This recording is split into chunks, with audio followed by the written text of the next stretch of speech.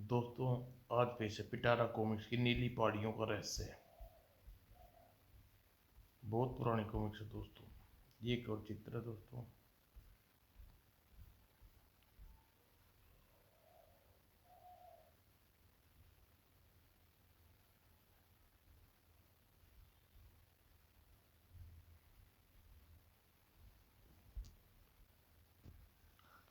अरे दीपक, मैंने कल अखबार में एक अनोखी खबर पढ़ा था कि यहाँ से 800 मील दूर बसे रामपुर में एक गांव में सोने की असरफी मिली है, जो कि आजकल सरकारी संग्रहालय की शोभा बढ़ा रही है।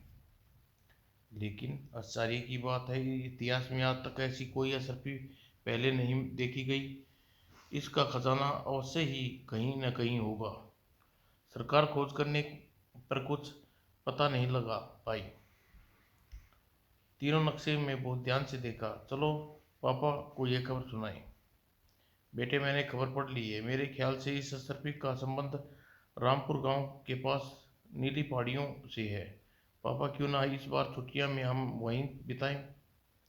मुझे चिंता लगी रहती है कि तुम लोग किसी मुसीबत में न फंस जाओ। अगर जाना चाहती हो तो ये सावधान रहना। निश्चित रहिए, हम कल ही सफर पर निकल जाएंगे। जानी जानी कुमार अंकल के पास अपना छोटा सा विमान है।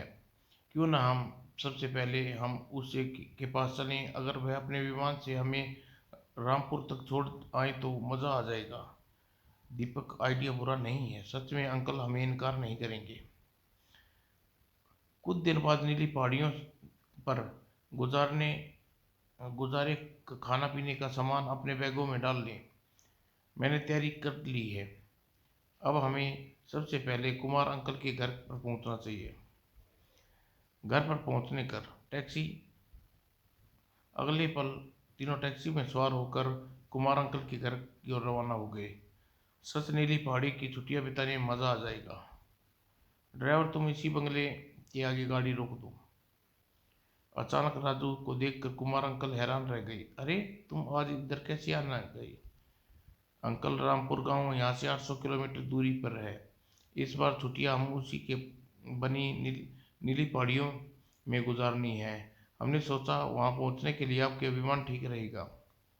सर, तुम्हारा विचार बुरा नहीं है। अगर तुम रामपुर गांव जाना चाहती हो तो मैं तुम्हें अपने विमान से वहां छोड़ दूंगा।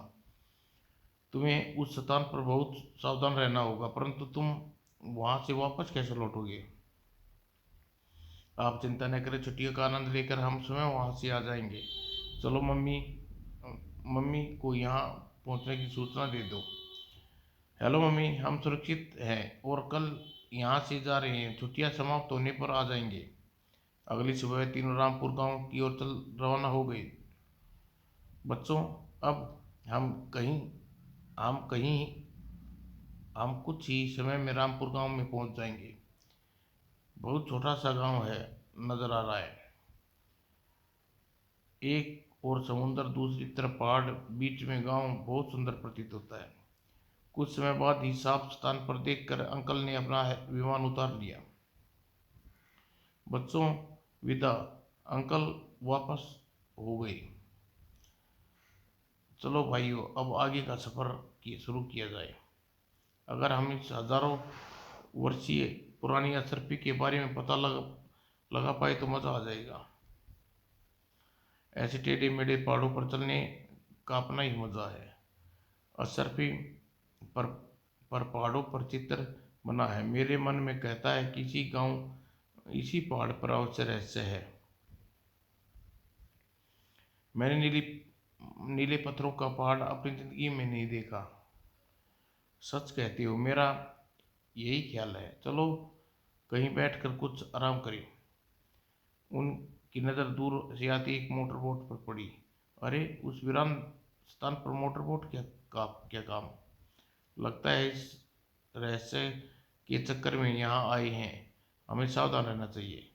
हमें चुपचाप उस व्यक्ति पर नजर रखनी चाहिए। अगर हो सके तो यह हमारा भ्रम भी हो सकता है। मेरा मेरे रामू नौकर के मेरे रामू नौकर का बाप इसी गांव में रहने वाला है। उसने रामू को बताया था कि कई साल पहले इसी गांव को नीली पहाड़ियों के नज़दीक बहुत सी असरपियाँ प्राप्त हुई थी। अगर मैंने योजना कामयाब रही थी मुझे अपने वारे न्यारे हो जाएंगे। कुछ ही पलों में वह किनारे पर आ पहुंचा। रामू ने नक्शे के अनुसार मुझे सबसे पहले पहाड़ी पर चढ़ना होगा। टोनी जैसे ही पहाड़ी पर चढ़ा उसे 3 बच्चों की आवाज़ सुनाई दी। अरे लगता है आसपास कोई है, मुझे सतर्क रहना चाहिए। काफी आराम हो लिया, अब नीली पहाड़ियों पर कुछ आनंद ले। खबरदार आनंद, तो तुम्हें मैं दिलाऊंगा, जरा हिले तो गोली मार दूंगा। अरे बाप रे, लगता है बेमौत मारे जाएंगे। शायद इसके राजू को नहीं देखा। तभी खटका सुन वह टोनी सावधान हो गया। ओह, एक बच्चा छुपा खड़ा है, अभी मदद सिखाता हूँ। मगर पलक झपकते ही मोती ने उसे बांह खींच लिया। ओह, कमबख्त मार डाला। मौका पाते ही तीनों सर पर पांव रखकर भाग दिए।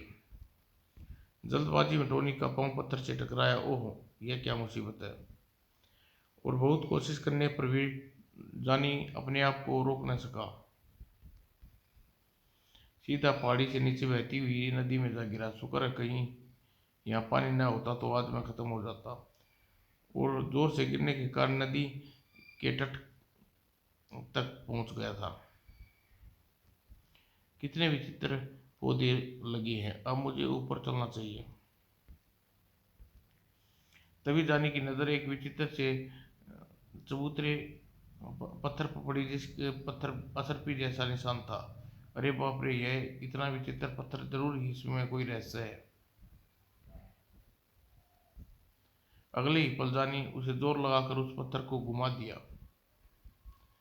अरे बाप रे, यह सब क्या है। लगता है छुट्टी मनाने के चक्कर में हम अपने भाई को खो बैठे। तूफान रुकते ही हम जानी की खोज करनी चाहिए। जानी पत्थर घुमाकर नीली पहाड़ी के एक भूचाल सा आ गया, जिसके कारण बड़ी बड़ी चट्टानें हटने लगी। चट्टानें से बचने के लिए टोनी पत्थरों की ओट में छुपा हुआ था। ओह, यह क्या, यहाँ तो जान बचानी मुश्किल है। चट्टान के पास रामपुर गांव में चट्टान रामपुर गांव में गिरने लगी।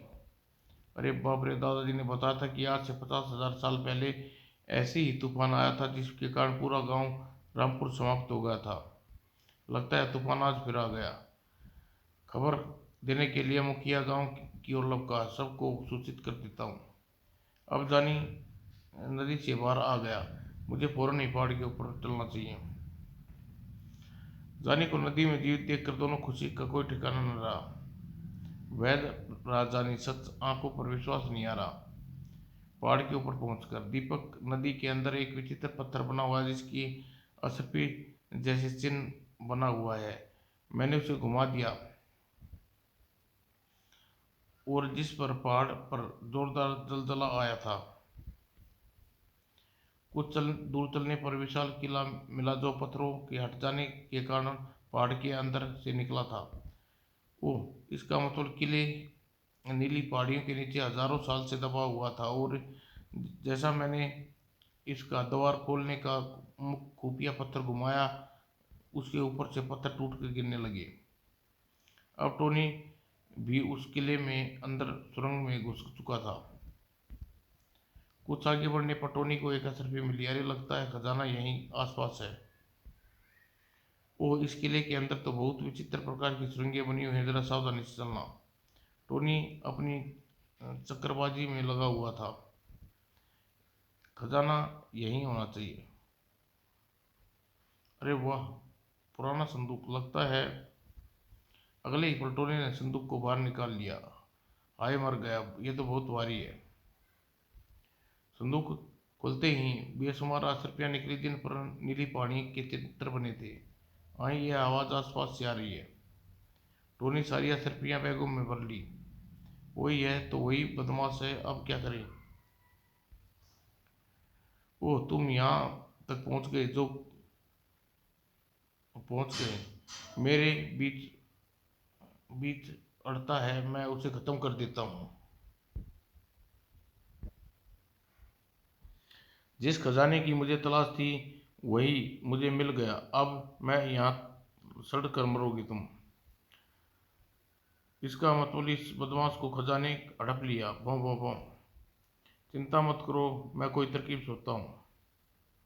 पल भर में दीपक ने अपना रस्सी से नकुली पत्थरों से रगड़ कर काट डाला। जल्दी करो, कहीं वह बदमाश देश का धन लूट कर रफू चक्कर न हो जाए। हाँ हाँ, जिस हजारों साल पुराने खजाने को सरकार तक ने ढूंढ पाई उसे मैंने ढूंढ लिया। करोड़ों की असरफी हाथ लग गई। अरे राजू, जल्दी बताओ, वह बदमाश से बचकर भाग रहा है, बहुत बुरा होगा। रस्सी के सारे टोमे तेजी से धरती पर उतरता चला गया। जब तक वे लड़के आजाद होंगे तब तक मैं यहाँ से दूर निकल चुका हूँगा। ओह, वह रस्सी तुम्हारे के सारे नीचे उतर रहा है। तभी जानी ने अपने सामने किट से कुल्हाड़ी निकाली और रस्सी को काट डाला। आह, यह क्या हो गया? तड़ाक, भाई मार डाला। नीचे गिरते ही गांव वालों ने व्यक्ति इकट्ठे होने लगे। दीपक, जल्दी आओ। चाचा, इस व्यक्ति ने पकड़ो, यह मुजरिम है। क्या बात है बेटा? चाचा जी, आपके गांव के साथ वाली पहाड़ी पर हजारों साल पुराना खजाना था जिसे यह चुरा कर भाग रहा है। ओह, इसका मतलब पिछले दिनों जो अशरफिया गांव में मिली थी वह खजाने की थी। उन अशरफियों के बारे में अखबार में पढ़ा था। हमने सोचा कि छुट्टियां इन पहाड़ों पर बिताई जाए। बच्चे ठीक कहते हैं, इस मुजरिम को पकड़कर नजदीक की पुलिस थाने में ले चलो। तभी टोनी को हिलता देख जानी सतर्क हो गया। मुझे पता था तेरे जैसे बदमाश इतनी आसानी से बाज नहीं आएंगे। पकड़ लो इस कमबख्त को, देख देखते हैं हमारे होते हुए यह कहाँ तक भाग जाएगा। यह लो नीली पहाड़ी का खजाना, यह रामपुर गांव की अमानत है। शाबाश बेटे। दीपक, राजू, बहुत मना ली पिकनिक। सच, अगर हम न होते तो यह बदमाश अनमोल खजाना न जाने क्या दुरुपयोग करता। हाय मार दिया। अरे बंटी, क्या बात है, तू रो क्यों रहा है? अरे बता ना, क्यों रो रहा है आखिर? क्या बात है? अभी अभी पड़ोसी वाली आंटी केले के छिलके के कारण सड़क पर फिसल गई। अरे तो कम वक्त यह हंसने की बात है और तू रो रहा है? माँ, मैं पहले आंटी को गिरता देख हंसा ही था।